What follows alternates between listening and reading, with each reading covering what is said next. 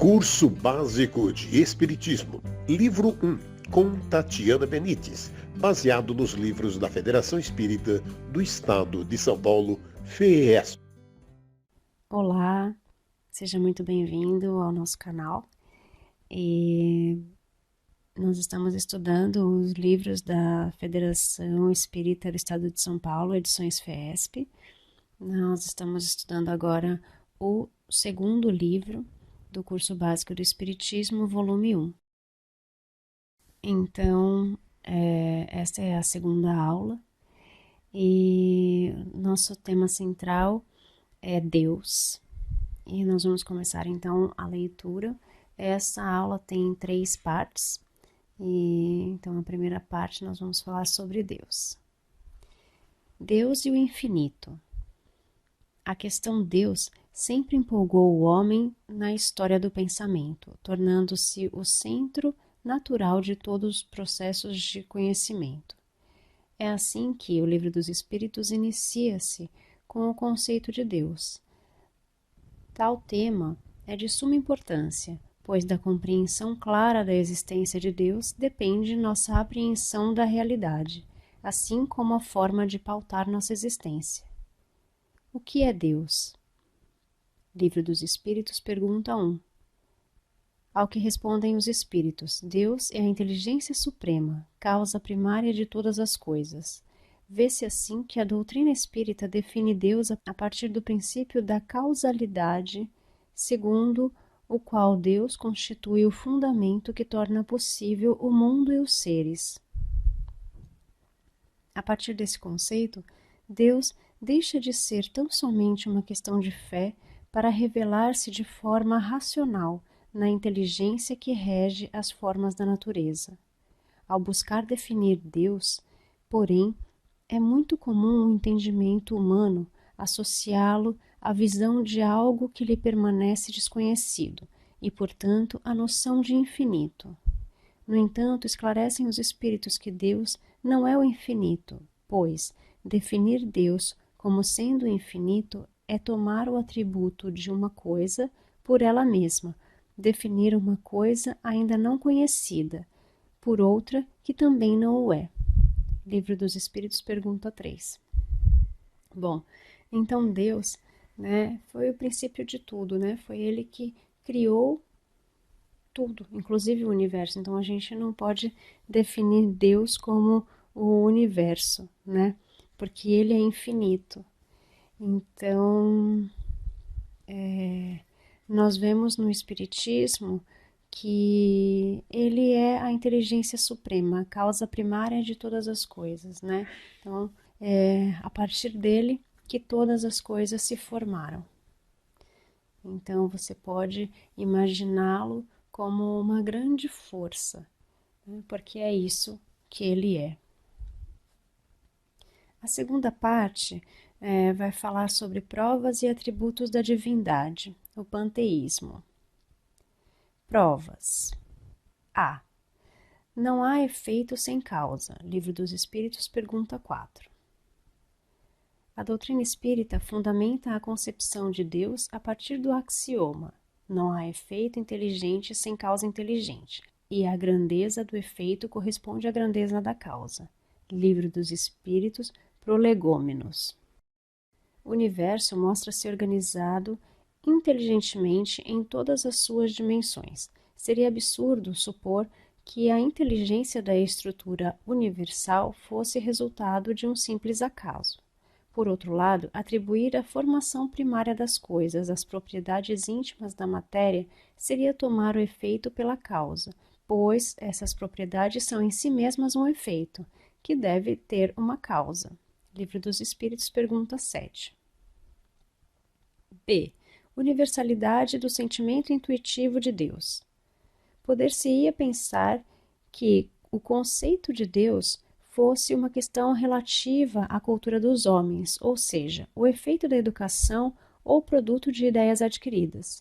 No entanto, se o sentimento da existência de um ser supremo não fosse mais que o produto de um ensinamento, não seria universal, nem existiria como as noções científicas, senão entre os que tivessem podido receber o ensinamento. Livro dos Espíritos, pergunta 6. C. A ordem do universo. A inteligência de Deus revela-se como uma tendência à ordem e harmonia no universo material e a uma tendência moralizante no universo espiritual. A harmonia que regula as forças do universo revela combinações e fins determinados e, por isso, um poder inteligente. Atribuir a formação primária ao acaso seria uma falta de senso, porque o acaso é cego e não pode produzir efeitos inteligentes. Um acaso inteligente já não seria acaso. Livro dos Espíritos, pergunta 8. Atributos. 1. Deus é eterno. Por eterno entende-se aquilo que não tem começo nem fim.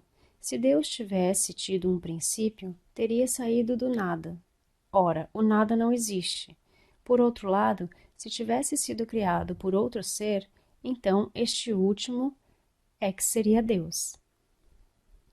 2. É imutável. Se estivesse sujeito a mudanças, as leis que regem o universo não teriam nenhuma estabilidade. Livro dos Espíritos, pergunta 13. É imaterial. Sua natureza difere de tudo que chamamos matéria, pois, de outra forma, ele não seria imutável, estando sujeito a transformações da matéria. Livro dos Espíritos, pergunta 13. É único. Se houvesse muitos deuses, não haveria unidade de vistas nem de poder na organização do universo. Livro dos Espíritos, pergunta 13. É todo-poderoso. Se não tivesse o poder soberano, haveria alguma coisa mais poderosa ou tão poderosa quanto ele, que assim não teria feito todas as coisas, e aquelas que ele não tivesse feito seriam obra de um outro Deus. E então, ele não seria único. Livro dos Espíritos, pergunta 13. É soberanamente justo e bom. Uma sabedoria revela-se pela natureza de suas leis de amor que regem a justiça por todo o universo. Livro dos Espíritos, pergunta 13. Bom, então, o que nós vemos aqui são as provas, né, e os atributos, né, de Deus, né, desse ser maior que nós denominamos Deus, né. Ele é um ser que não tem começo e não tem fim, e que nos atributos, né? Ele é eterno, é imutável, é imaterial, é único, é todo-poderoso, soberanamente justo e bom. Algumas religiões que colocam Deus como um Deus punitivo, um Deus mau, né? E aqui nós falamos de causa e efeito, né? Por isso nós consideramos que Deus é justo e bom, porque todos nós fomos colocados no mundo como um princípio inteligente, né? Então, se não houvesse uma presença, um Deus, se fosse um acaso, nós não teríamos um princípio inteligente, né? Nós não teríamos uma alma, não teríamos seres tão diferentes na Terra. Então, existiu aí um princípio inteligente que fez aí muitos seres diferentes e compôs a Terra com tanta diversidade, né? Panteísmo. Deus define-se, portanto, especificamente pelas suas qualificações, e a prova de sua existência está no princípio da causalidade, segundo o qual Deus é o fundamento primário que torna possível o universo e os seres. No entanto, não se deve, por isso, compartilhar a opinião de que todos os seres e corpos do universo seriam partes da divindade, tal qual afirma o panteísmo. Por panteísmo, pan é igual a tudo e tel é igual a Deus. Entende-se o sistema filosófico que identifica a divindade com o mundo, o segundo o qual Deus é o conjunto de tudo que existe. Mas, ao se confundir o Criador com as criaturas, ter-se-ia uma concepção materialista, onde Deus e matéria identificar-se-iam. Ora, a matéria se transformando sem cessar, Deus, nesse caso, não teria nenhuma estabilidade e estaria sujeito a todas as vicissitudes e mesmo a todas as necessidades da humanidade. Faltar-lhe-ia um dos atributos essenciais da divindade, a imutabilidade. Livro dos Espíritos, pergunta 16. Deus não é o universo, mas ele pertence em suas leis imutáveis que lhe conferem ordem e harmonia. A inteligência de Deus se revela nas suas obras, como a de um pintor no seu quadro, mas as obras de Deus não são o próprio Deus, como o quadro não é o pintor que o concebeu e executou. Livro dos Espíritos, pergunta 16. Consequentemente, o pintor e o quadro não se confundem, mas permanece a ideia do autor enquanto sendo a essência do quadro. Da mesma forma, Deus e a criação não se confundem, mas permanece a inteligência como sendo a própria essência geradora e mantenedora da obra. Então, com essa metáfora aí do pintor e do quadro, a gente consegue ver de forma mais clara, né? Então, todos nós e todo o universo são criações de Deus. Então, por isso nós não podemos considerar o universo Deus, né? Porque o universo também foi uma criação de Deus. Então, nós todos temos a essência de Deus, porque nós somos feitos por Ele, né? Mas nós não somos partes dele. É o que deixa claro aqui na pergunta 16, né? Então, porque nós não somos a obra, né? O pintor não é a obra não é o pintor. O pintor fez a obra é dele, né? Tem a sua característica, tem a sua essência ali. E é assim que a gente tem que entender, né? Que Deus foi o pintor e nós somos o quadro. A terceira parte dessa aula é o maior mandamento. Certa feita reuniram-se os fariseus, e um deles, doutor da lei, fez a Jesus a seguinte pergunta para prová-lo: Mestre, qual é o maior mandamento da lei? Respondeu Jesus: Amarás ao Senhor teu Deus de todo o coração, de toda a tua alma e de todo o teu espírito. Este é o maior e o primeiro mandamento. E o segundo, semelhante a este, é: amarás ao teu próximo como a ti mesmo. Nesses dois mandamentos se resumem toda a lei e os profetas. Quando Jesus exorta-nos a esse imperativo moral, ele propõe aos homens a vivência do amor, pois este consiste na expressão da natureza divina, assim como a natureza originária que caracteriza a alma humana. O amor permanece assim como sendo a essência divina, ou seja, o liame que liga os homens entre si e com Deus. Efetivamente, esse primeiro mandamento está necessariamente vinculado ao segundo, visto que não se pode amar a Deus sem amar os homens, nem amar os homens sem amar a Deus. Toda a busca do ser humano consiste em chegar a Deus, o qual converte-se em objeto de conhecimento e de adoração. Amar a Deus é uma lei natural, haja vista a universalidade do sentimento divino, inerente a todo ser humano. Essa ligação, porém, dá-se em pensamento e em sentimento através da prece, da adoração e da doação de si. O amor a Deus, porém, não se restringe a um determinado templo ou altar, mas antes consiste em uma vivência interior, que se dá na intimidade de cada indivíduo. É assim que, de certa feita, uma samaritana interpela Jesus. Nossos pais adoravam neste monte, mas vós dizeis que é em Jerusalém que se deve orar. Ao que Jesus respondeu: Não adorareis o Pai neste monte, nem em Jerusalém. Vós adorais quem não conheceis. Nós adoramos o que conhecemos. Mas vem a hora, e já chegou, quando os verdadeiros adoradores hão de adorar o Pai em espírito e verdade.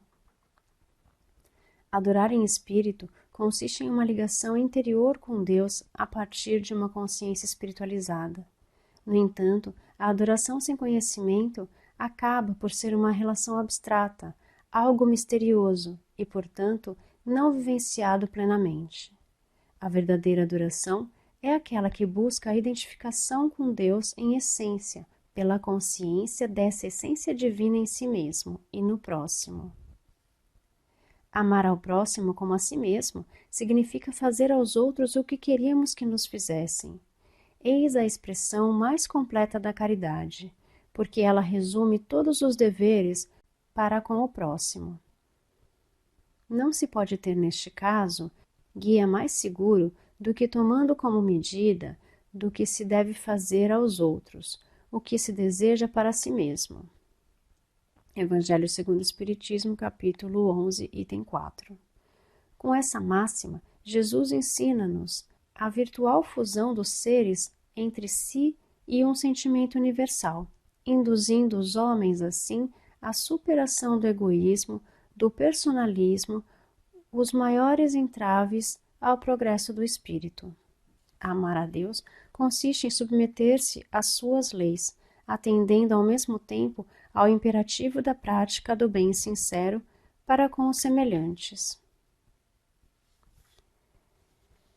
E aqui nós terminamos a leitura da terceira parte, né? O maior mandamento. Eu gosto muito dessa parte, porque é o que eu mais falo nas minhas terapias, nos meus atendimentos, né? Que ele diz, né, que o maior mandamento é amarás ao Senhor Deus de todo o teu coração, de toda a tua alma, de todo o teu espírito, né? E que o segundo mandamento é amarás teu próximo como a ti mesmo. E como eu trabalho muito com autoconhecimento e com autoestima, né, das pessoas, eu sempre falo muito isso. A fé nos move, né? A gente fala tanto o nome de Deus, ai, Deus me ajuda, Deus isso, Deus aquilo, né? E a gente tem que buscar a essência de Deus que tem na gente. A gente coloca muitas coisas da boca para fora, mas não internaliza Deus em nós, né? E se nós amamos a Deus, se nós o aceitamos dentro de nós, né, nós temos essa essência dele, né? Lembra que nós somos o quadro, nós somos feitos por ele, nós temos a essência dele em nós. Então, a essência dele em nós é nós nos amarmos, nós nos aceitarmos como somos, porque assim nós conseguiremos amar o próximo. Se nós falamos que amamos o próximo, mas não amamos a nós mesmos, nós não amamos o próximo. Nós sentimos adoração, nós admiramos, ou nós temos aquele sentimento de posse, né? Quanto ao outro. Mas se nós não amamos a nós mesmos, nós não sabemos o que é esse sentimento. E quando nós nos amamos, nós nos respeitamos como nós somos. E nós vamos tratar as pessoas como nós gostaríamos que elas fizessem para nós. E daí outras pessoas falam, mas as pessoas não me tratam tão bem quanto eu trato as pessoas, né? Isso é uma outra questão, né? Isso daí já é um problema dela e não teu. Eu sei que todo mundo gostaria de ser tratado muito bem, mas algumas pessoas não têm essa consciência.